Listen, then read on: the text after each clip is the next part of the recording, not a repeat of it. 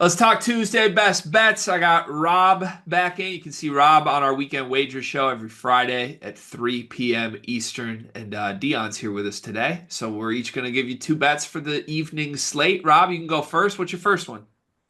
Sounds good. Yeah, the last time you guys saw me, I was kind of dying after doing the one chip challenge, trying to give my take. So this feels a lot better, not having to sweat and chug milk while I give these. First play, because I know you guys are all about college basketball, I'm going to go Detroit Mercy over 62.5 points at minus 125. They've gone over in 8 of their last 10, and they're averaging right around 67 points on the season. Tonight they're playing Northern Kentucky University. They've met each other 6 times and they've gone over in 5 of their last 6 matchups, and they actually beat Northern Kentucky in their last matchup on January 30th. NKU is also allowing teams to clear this line in 14 of their last 15 games. Teams are averaging right at 75 points. So I love this spot for Detroit Mercy. And then it wouldn't be my picks if I didn't go to the ice. And we're going to take Leon Draisaitl of the Edmonton Oilers to score a goal at minus 105. He's been plus money all year, but he has 41 goals in 56 games this season. And against Anaheim, he has 15 goals in their last 13 matchups. I mean, he absolutely terrorizes the Ducks. He's had 4 multi-point games, with one of those being a hat trick. So to get this at minus 105, even for a goal scorer, is pretty good odds. Draisaitl's one of the only hockey players that I was betting on props of like multiple years ago. Like Yeah, just when I had no idea what I was doing, just for some reason that name, I was like locking in overs constantly. So good to hear that name flash back on my radar. Thank you for that, Rob. Dion, yeah. you can go next. What do you got? First off, I want to say I got to get more exotic with my picks. I don't even know how you find Detroit Mercy over 62.5. Like that's just like that's how you know what you're doing gambling wise, because like that's just a bet I didn't know existed until you said it. I will be placing it tonight though. Um, Dion Hockey's back. I'm trying to own the sport. I already own the country, Gulf of Dion, but I want to own the sport too. Colorado Avalanche minus 1.5. I have this new theory that I've been doing. Good teams at home against bad teams. And then you just blindly bet them. Avalanche, good team. Forget who they're playing, to be honest. I looked at it this Pittsburgh. morning. Detroit? Playing Pittsburgh. No, Oh, Pittsburgh. Pittsburgh.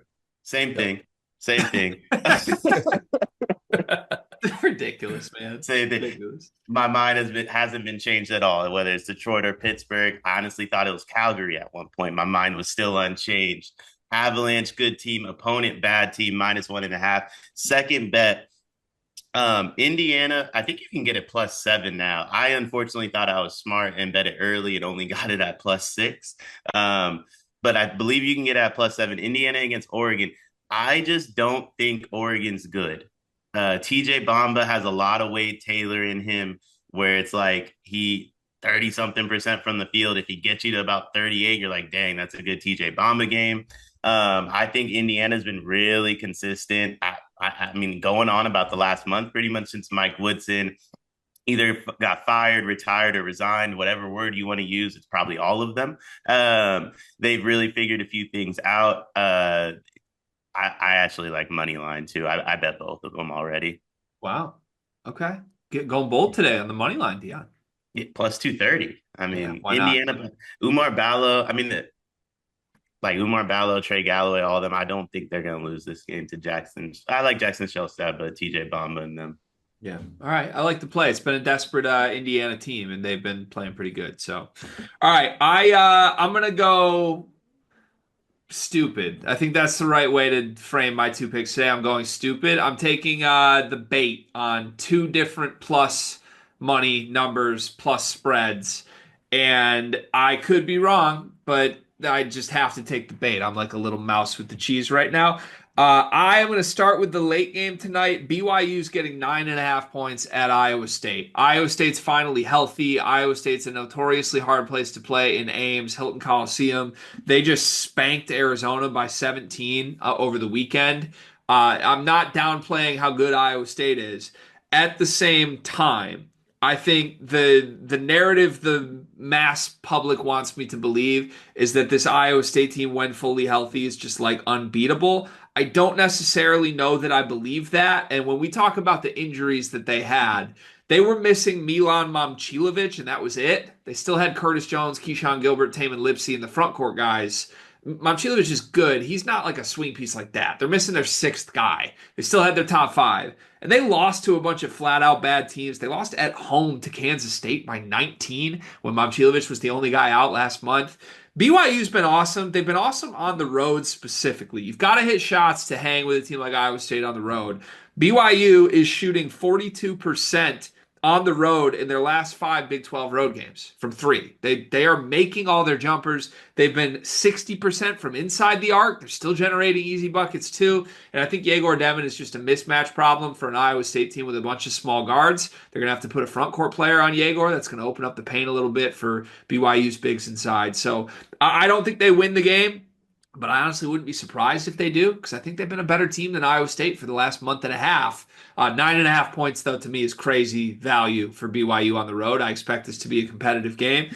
And then the second one, I'll be brief. I'm taking Texas A&M. I'm betting plus 5.5 at home against Auburn, but I'm also taking Texas A&M to win this game outright. I believe that Auburn is the second best team in college basketball. I believe that they're due to lose a game before the end of this season. They've been beating up on a bunch of middle-of-the-pack SEC teams that have not had a lot to play for, teams reeling like Kentucky with injury issues. This is a trappy spot because it's their second straight road game. They're coming off the Kentucky blowout win this weekend.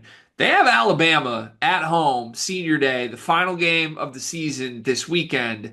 You can't tell me this team's not looking ahead. They've already locked up a 1 seed. They've locked up the SEC title game.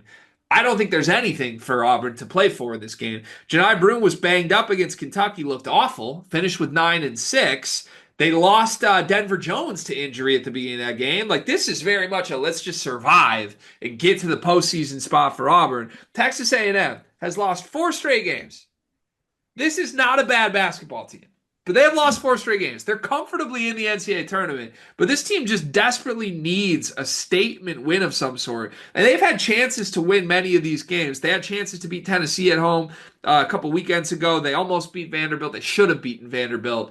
I like Texas A&M. College basketball is a crazy game, but A&M won't get punked on the boards like most teams do by Auburn. And if they can finally get hot, hit some shots from outside at home, give me the desperate team to upset the team with nothing to play for in this game. Dion, you're nodding. Are you in agreement with me on this? I did the preview for this game with Ralph, and both of us kind of came down to like, I think I even said like, if I'm Auburn, I think I would rest Johni Broome because if they lose this game, I think they're still one of the top 2 seeds. Honestly, I kind of think they're at the point where like whatever happens, I personally believe Duke is better, but if you're the committee, I think Auburn has to be your number 1 seed in the tournament just because of what they've done.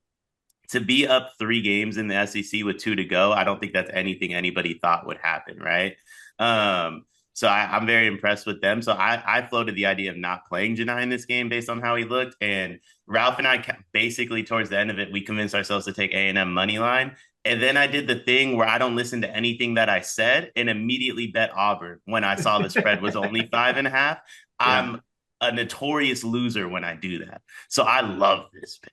Well, I will say, as far as bait goes, I mentioned bait with the BYU pick giving us too many points. I think Vegas wants people taking Auburn minus 5.5 here. Yeah. And I'll see where the public lands before when we get closer to game time, but maybe I'll go the opposite route. And I think the Aggies could pull an outright upset tonight. We shall see. All right.